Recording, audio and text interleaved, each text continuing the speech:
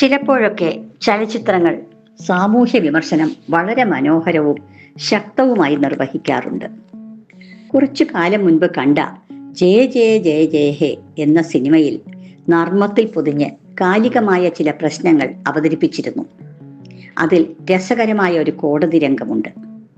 വിവാഹമോചനം ആവശ്യപ്പെട്ടു വന്ന ഭർത്താവിനെ കാണുമ്പോൾ ജഡ്ജായ മഞ്ജു പിള്ളയ്ക്ക് ഭയങ്കര സഹതാപം. അയ്യോ പാവം, ഈ പയ്യനെയാണ് തൂക്കിയിട്ട് അടിച്ചത്, ഇപ്പോഴത്തെ പെമ്പിള്ളേര്. തുടർന്ന് ഭാര്യയായ ജയയോട് എന്താണ് വിവാഹമോചനം കൊടുക്കാത്തത് എന്ന് ചോദിക്കുമ്പോൾ താൻ അറിഞ്ഞിരുന്നില്ല എന്നാണ് അവളുടെ ഉത്തരം. എന്നോടൊന്നും ചോദിക്കാറും പറയാറുമില്ല എന്ന് അവൾ കൂട്ടിച്ചേർക്കുന്നു. അതെന്തോന്ന് രാജേഷേ ജയയോട് അഭിപ്രായം ചോദിക്കാത്തത് എന്ന് ന്യായാധിപ.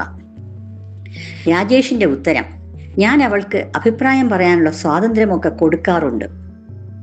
ആദ്യം സഹതാപം നിറഞ്ഞതായിരുന്ന ജഡ്ജിയുടെ മുഖഭാവം മെല്ലെ മെല്ലെ മാറി വരുന്നത് നമ്മെ രസിപ്പിക്കും.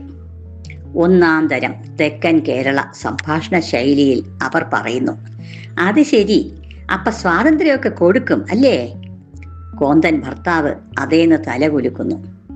ജഡ്ജിന്റെ അടുത്ത ചോദ്യം, എത്ര വരെ കൊടുക്കും? ആവശ്യത്തിന് എന്ന് അല്പം പതിഞ്ഞ സ്വരത്തിലെ ഉത്തരം കേട്ട് ജഡ്ജ്, താൻ കൊടുത്തിട്ട് വേണോ അവക്ക് സ്വാതന്ത്ര്യം കിട്ടാൻ എന്ന് ചോദിക്കുമ്പോഴേ എണീറ്റ് നിന്ന് കൈയടിക്കാൻ തോന്നിപ്പോകും. ഈ രംഗത്തിലെ കുറിക്ക് കൊള്ളുന്ന നർമ്മവും ഗൗരവവും സാമൂഹ്യ വിമർശനവും ഒക്കെ മനസ്സിലാക്കാൻ നമ്മുടെ നാട്ടിലെ അനേകം സ്ത്രീ പുരുഷന്മാർക്ക് കാലമേറെ കഴിയേണ്ടി വരുമെന്നാണ് തോന്നുന്നത്.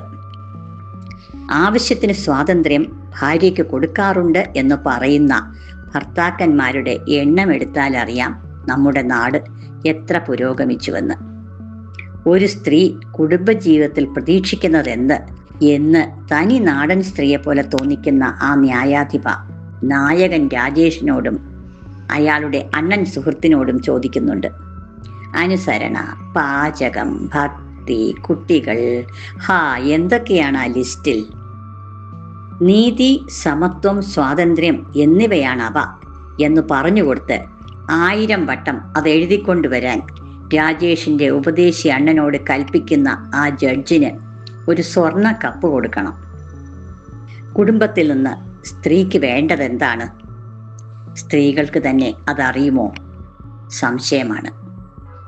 നീതിയും സമത്വവും സ്വാതന്ത്ര്യവും ഒപ്പം സ്നേഹ പരിഗണനകളും എന്ന് ഞാൻ പറയും. നിങ്ങളോ?